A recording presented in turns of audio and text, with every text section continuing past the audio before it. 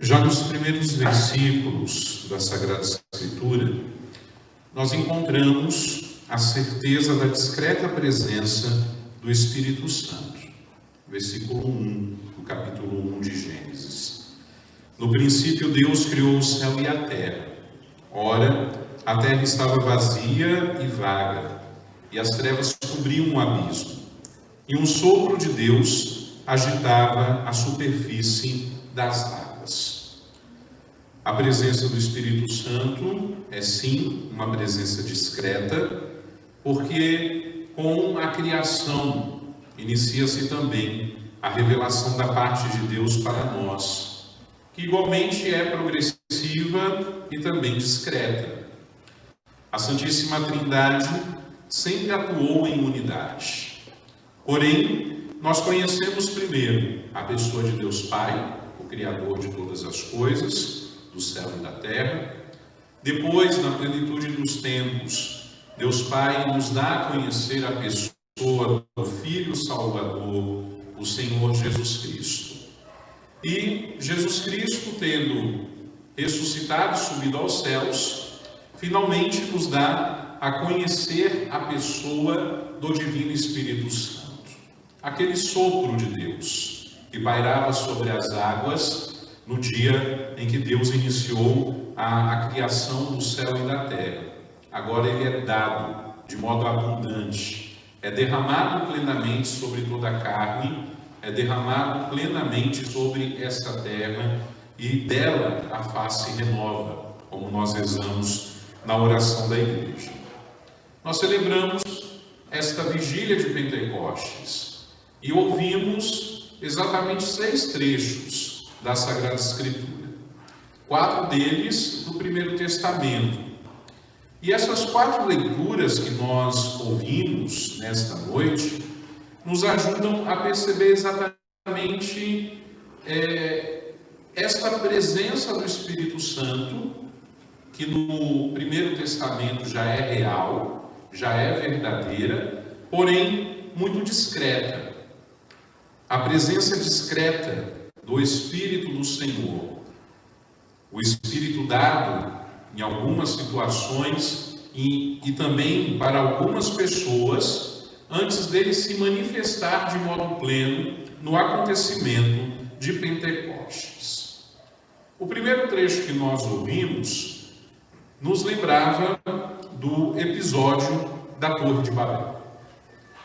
Esse relato da Torre de Babel, na sua origem simbólica, procura dar uma explicação na diversidade dos povos e línguas que existem no planeta Terra.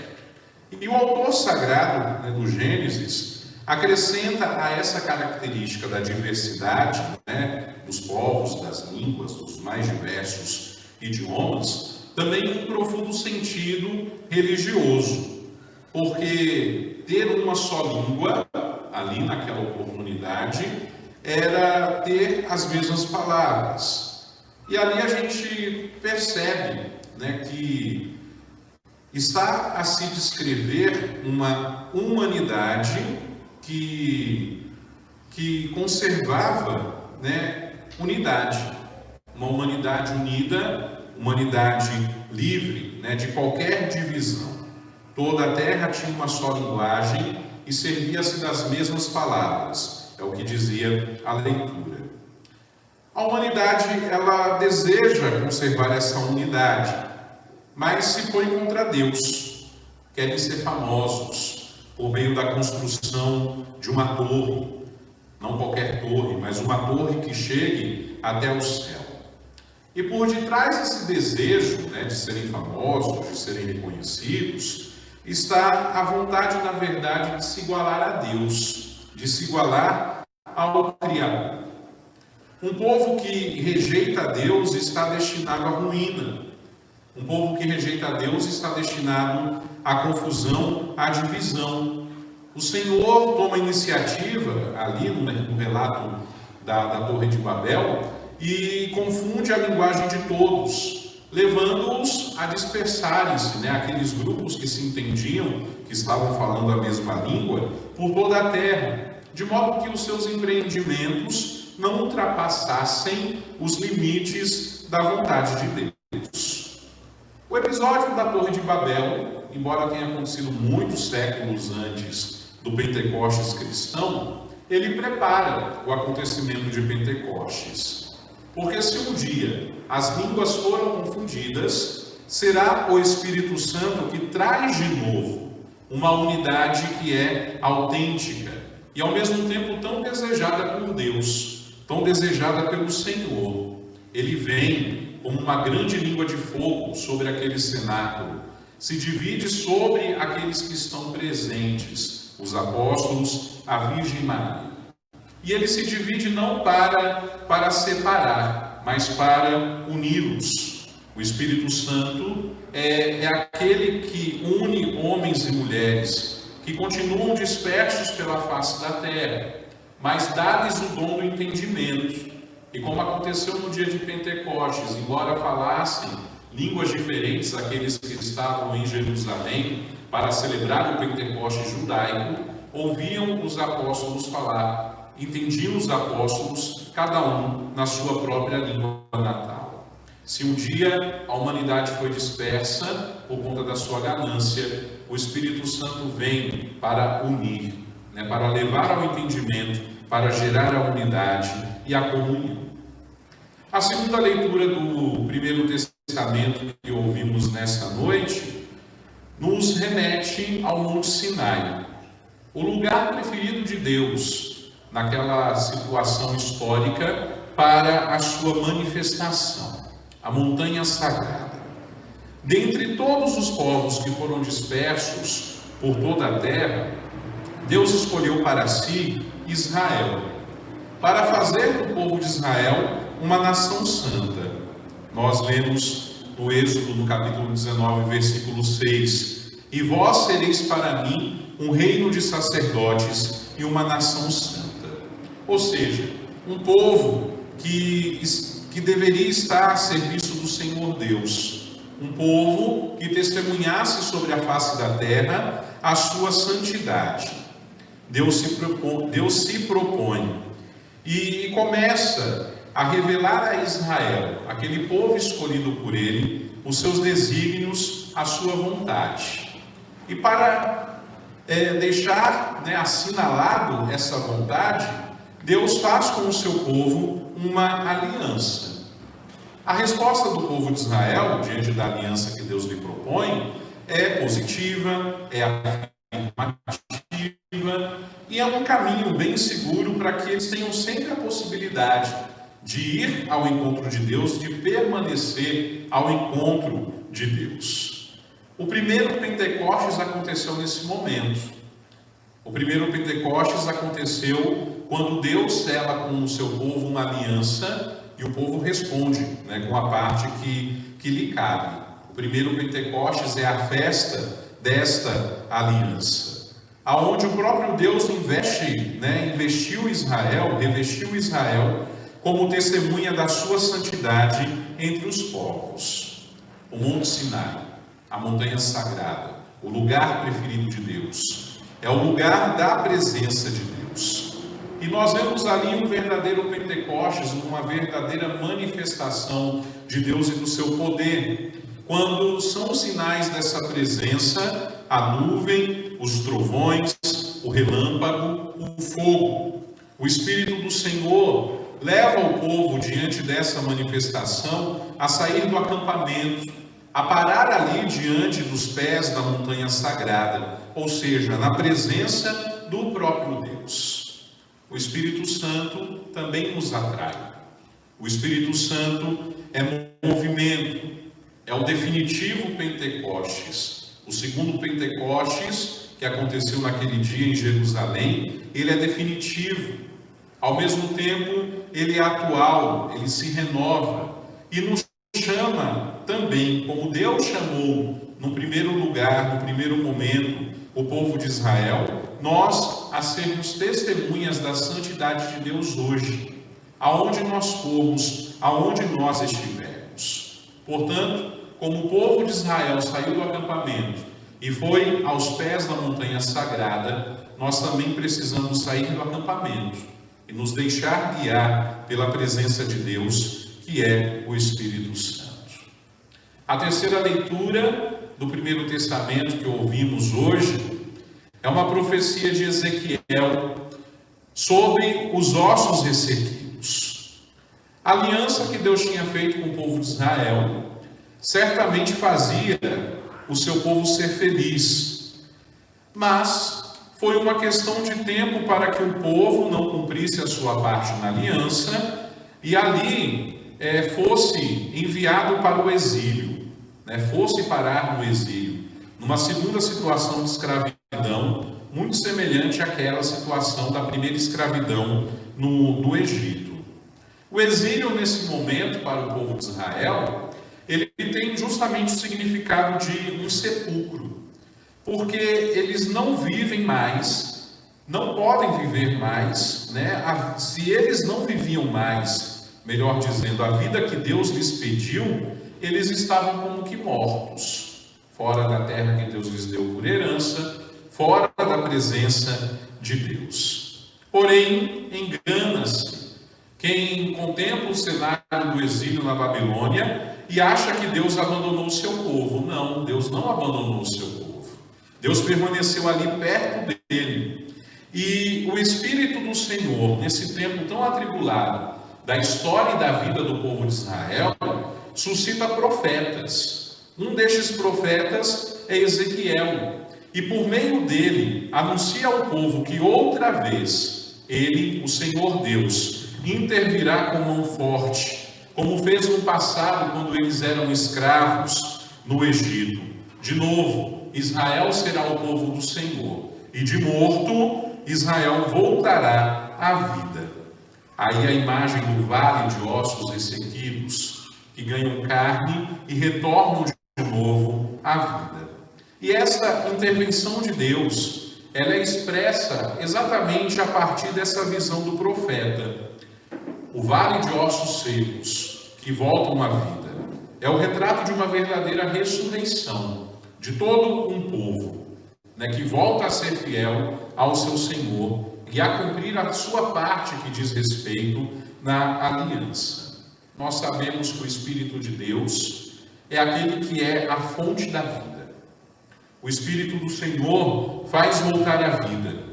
E a profecia, as palavras da visão de Ezequiel, elas continuam sendo muito atuais e presentes também na nossa vida. Vem dos quatro ventos, ó Espírito, vem soprar sobre estes mortos, para que eles possam voltar à vida. O Espírito do Senhor gera a vida em nós. Gerou no dia do nosso batismo, e como templos, habitação dele que somos, ele continua a gerar vida em nós todos os dias e todos os momentos da nossa vida. E ele está nos levando para que um dia nós possamos participar plenamente. Já participamos em uma parte, mas iremos participar um dia plenamente da ressurreição do nosso Senhor. A quarta leitura do Antigo Testamento é uma outra profecia, dessa vez atribuída a Joel, que nos fala sobre o derramar do Espírito.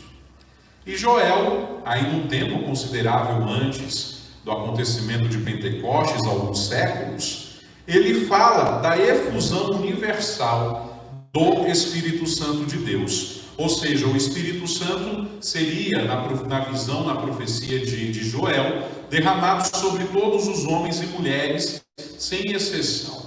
É importante a gente lembrar que até o dia de Pentecostes, o Espírito Santo era dado somente a algumas testemunhas, aos profetas, aos patriarcas, ao Cristo por excelência. Nem os apóstolos tinham ainda, embora colaboradores do Cristo, recebido o Espírito Santo. E Joel está dizendo de um derramamento que vai ser para todos, sem exceção. Vale até a pena a gente repetir o que nós ouvíamos na quarta leitura.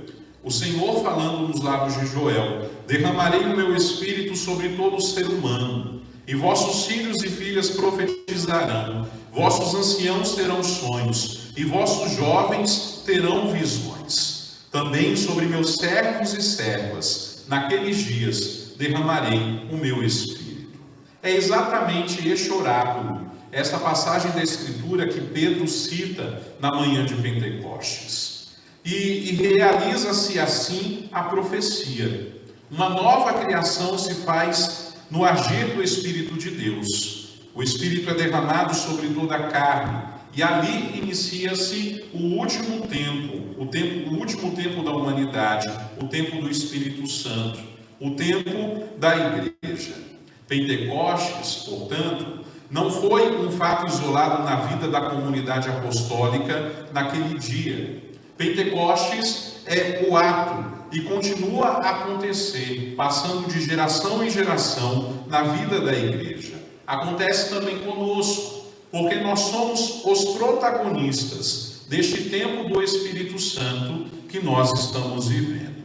Sim, Pentecostes é ato hoje. Na leitura do Novo Testamento, nós ouvíamos essa certeza nos lábios de São Paulo, quando ele dizia: o Espírito vem em socorro da nossa fraqueza, pois nós não sabemos o que pedir nem como pedir. É o Espírito, é o próprio Espírito que intercede em nosso favor. Nós possuímos em nós as primícias do Espírito do Senhor. O Espírito Santo age em nós, ele vive em nós, portanto ele age em nós, para nos levar à perfeição da salvação que vem de Deus para nós. O Espírito Santo não só age no meio de nós, como ele também mora em nós. E aí a gente ouve as palavras de Jesus a este respeito no Evangelho que coroou a liturgia da palavra, mais longa do que o costume que nós temos de ouvir na celebração da missa dominical diária, mas as palavras de Jesus coroam perfeitamente essa reflexão e também o acontecimento de Pentecostes que já estamos celebrando, mas amanhã celebraremos com toda a propriedade. Jesus diz, afirmando que nós somos templos do seu Espírito: se alguém tem sede, venha a mim e beba. Aquele que crê em mim, conforme diz a Escritura, rios de água viva jorrarão do seu interior.